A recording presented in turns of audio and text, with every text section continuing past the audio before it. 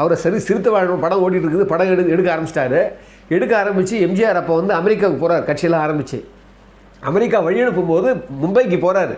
மும்பைக்கு போகும்போது அங்கே மணியன் இருக்கிறார், இதயம் பேசுகிறது மணியன். அவர் கேட்குறாராம் ஆர்யவி கிட்ட, என்ன எவ்வளோ படம் எடுத்துருக்குறீங்க அப்படின்னு. ஒரு 5000 அடி கிட்ட வளர்ந்துருக்குன்னு சொன்னாராம். நீங்கள் அநேகமாக உங்கள் படம் நடக்காதுன்னு நினைக்கிறேன்னாராம் மணியன். என்னான்னு காரணம் கேட்டால், அப்போ வந்து லதா வந்து கண்டினியூஸாக சிரித்து வாழ வேண்டும், நாளை நமதே, அந்த படங்கள் எல்லா படங்களும் உரிமைக்குறவுலேருந்து எல்லா படங்களும் லதா தான் ஹீரோனியாக இருக்காங்களாம். அப்போ இவர் என்ன பண்ணாராம், ராதா சலூஜான்னு சொல்லி ஒரு இந்தி நடிகை தான் கொண்டாந்து நடிக்க வைக்கிறார். அவருக்கு ஒரு ஃப்ரெஷ்ஷாக வேறு மாதிரி படம். ரிக்ஷாகரன் கூட நிறைய பிரச்சனை இருந்தது, உலகம் சுற்று வாலிபு கூட ஹீரோயினி பிரச்சனை இருந்தது.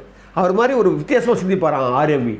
அவர் பாருங்கள், அவர் வந்து ராதா சலூஜா போட்ட உடனே அது லதாவுக்கு பிடிக்காமல் கொஞ்சம் பிரச்சனையை உருவாக்கி அந்த படம் நின்றுடுமோன்னு சொல்லும்போது, இல்லை நிச்சயமாக என் படம் கண்டிப்பாக வரும் அப்படின்னு சொல்லி திரு ஆர்எம்பி அவர்கள் அதை கண்டிப்பாக நான் வருவேன்னு சொல்லி